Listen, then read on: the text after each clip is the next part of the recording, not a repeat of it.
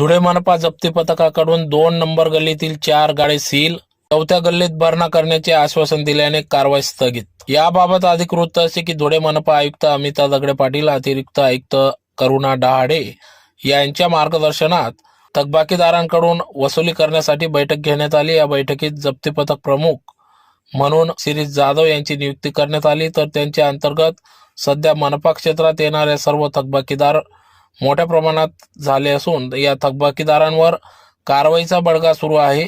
त्यानुसार सध्या थकबाकीदारांवर कारवाई सुरू असून आज दिनांक 14 फेब्रुवारी 2024 रोजी धुळे शहरातील गल्ली नंबर 2 येथील डॉक्टर विजय देशमुख यांच्याकडे व प्रिंटिंग प्रेसचे पावसकर यांच्याकडे प्रत्येकी 70,351 प्रमाणे असा एकूण 1,40,600 रुपयाचा थकबाकी असल्याने 4ही गाडी सील करण्यात आले असून गल्ली नंबर 4 येथील मरीमाता